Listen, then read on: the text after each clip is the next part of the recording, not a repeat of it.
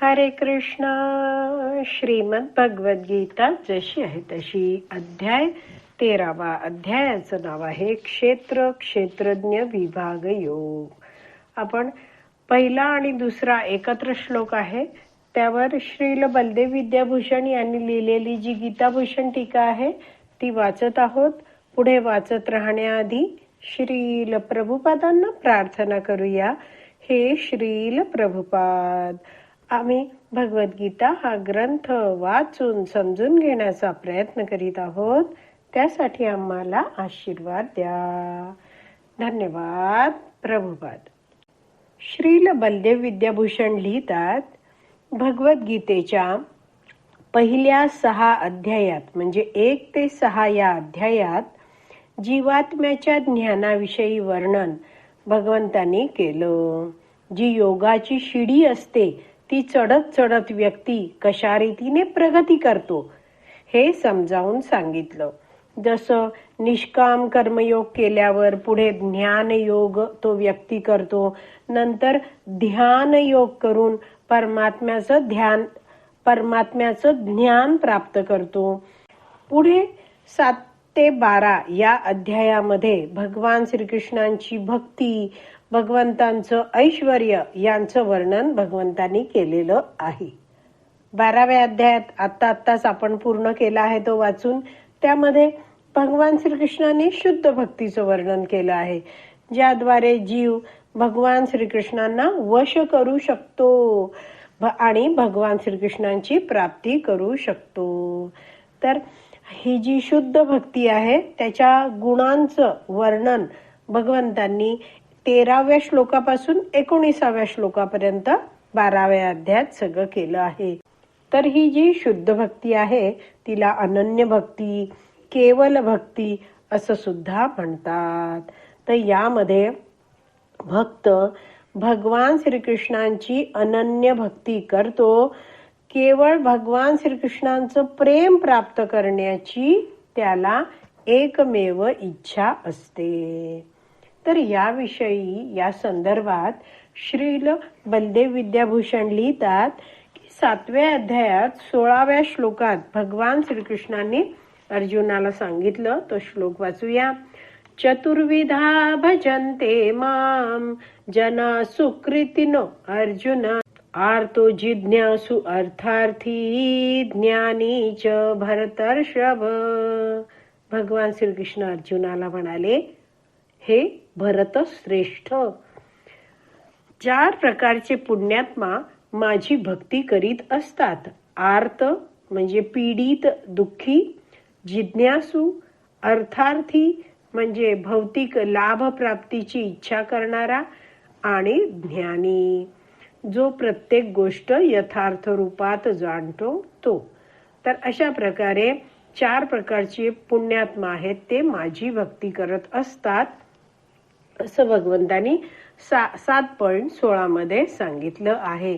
तर तो संदर्भ देऊन श्रील बलदेव विद्याभूषण लिहितात की भगवान श्रीकृष्णांची भक्ती असे हे जे लोक आहेत ते 7.16 मध्ये सांगितलेले लोक ते का करता आहेत? दुःख निवृत्तीसाठी करता आहेत, कुणी धनप्राप्तीसाठी करता आहेत, कुणी ज्ञान प्राप्तीसाठी करता आहेत.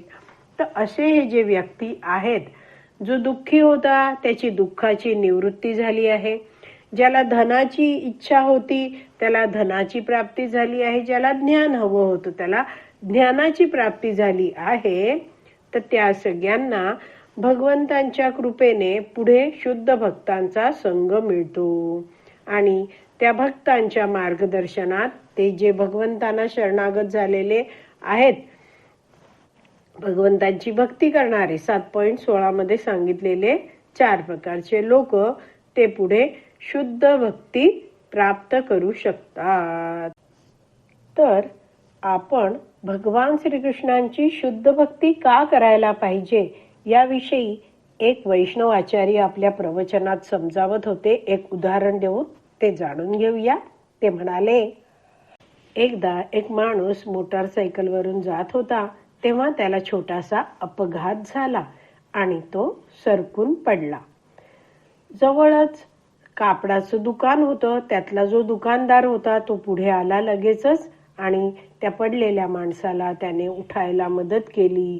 मोटारसायकल बाजूला नेऊन उभी केली आणि आपल्या कापडाच्या दुकानात त्या जखमी व्यक्तीला घेऊन तो दुकानदार गेला. पायातून थोडं रक्त येत होतं. त्यावर त्या व्यापाऱ्याने आपली जी औषधाचं किट असतं त्यातली औषध काढलं, कापसाने त्याची जखम साफ केली, कापडाची पट्टी बांधली, असं सगळं केलं. त्याला पाणी वगैरे प्यायला दिलं. तर समजा हा प्रसंग कुणी पाहिला आहे आणि तो व्यक्ती विचार करतोय की हा जो कापडाचा व्यापारी आहे तो केवळ मलमपट्टी करण्यासाठीच आहे. तर तुम्ही विचार करा, त्याचा हा विचार बरोबर आहे का? कापडाचा व्यापारी केवळ अशी छोटीशी जखम साफ करून मलमपट्टी करण्यासाठी आहे का? तर तसं नाहीये. हा कापडाचा व्यापारी आहे, तो मोठी कापडाचे तागे विकत आणतो आणि ते विकतो. मोठा तो व्यापारी आहे, मात्र त्याच्या समोर असं काही घडलं म्हणून त्यांनी ती मदत केली होती. एवढं आपल्याला हे उदाहरण समजलं आहे. तर पुढे हे वैष्णवाचार्य समजवतात की आपण सगळे इस्कॉन या संस्थेत आलो आहोत, कृष्ण भावनेमध्ये आलेलो आहोत. तर ह्यासाठी वेगवेगळी कारणं असू शकतील. कुणी आधी दुःखी होतं, त्या दुःखातून त्याला बाहेर पडायचं आहे. कुणाला धन हवं होतं. तर अशा वेगवेगळ्या कारणासाठी आपण या इस्कॉन संस्थेमध्ये आलो आहोत आणि इथे आपल्याला वैदिक शास्त्र शिकवलं जातं. तर इस्कॉन ही संस्था आहे ती अधिकृत गुरुशिष्य परंपरेतील आहे आणि वैदिक शास्त्राचं ज्ञान इथे दिलं जातं. तेव्हा एखादा व्यक्ती इथे आला आहे, त्याच्याकडून अपेक्षा काय आहे की त्यांनी हे सगळं जे वैदिक शास्त्र आहे त्याचं रोज नियमितपणे श्रवण केलं पाहिजे. हरे कृष्ण महामंत्राचा जप केला पाहिजे. तर दुर्लभ असा मनुष्य जन्म मिळाला आहे, तो सफल करण्यासाठी हे सगळं करणं आपल्याला आवश्यक आहे. तर हे जे भगवंतांविषयीचं ज्ञान आहे, स्वतःविषयीचं म्हणजे आत्म्याविषयीचं ज्ञान आहे, भगवंत आणि आपला संबंध काय आहे याविषयीचं ज्ञान आहे, हे सगळं आपण घेणं आवश्यक आहे. आणि हे सगळं ज्ञान घेतल्यावर भक्ती करत असताना वेळोवेळी वैष्णवाचार्य आपल्याला समजवतात की आपण स्वतःला प्रश्न विचारायला हवा की मी इस्कॉन मध्ये या कृष्ण भावनामृत संस्थेमध्ये का आहे? मला काही प्राप्त करायचं होतं, ते प्राप्त करण्यासाठी मी इथे आलेलो आहे असं नाहीये. इथे तर मी काही दुःखापासून मुक्त व्हायला आलो होतो दर्शनासाठी, पण आता मला अतिशय अमूल्य असा ज्ञानाचं भांडार साठा मिळाला आहे आणि वरिष्ठ भक्तांकडून ही भगवान श्रीकृष्णांची भक्ती का करावी, कशी करावी, हे सगळं मला इथे शिकून घ्यायचं आहे. आणि जेव्हा व्यक्ती जाणतो की जेव्हा मी भगवान श्रीकृष्णांची नीटपणे भक्ती करू शकेन, शुद्ध भक्ती करू शकेन, तेव्हाच काय आहे, माझी प्रगती होऊ शकेन.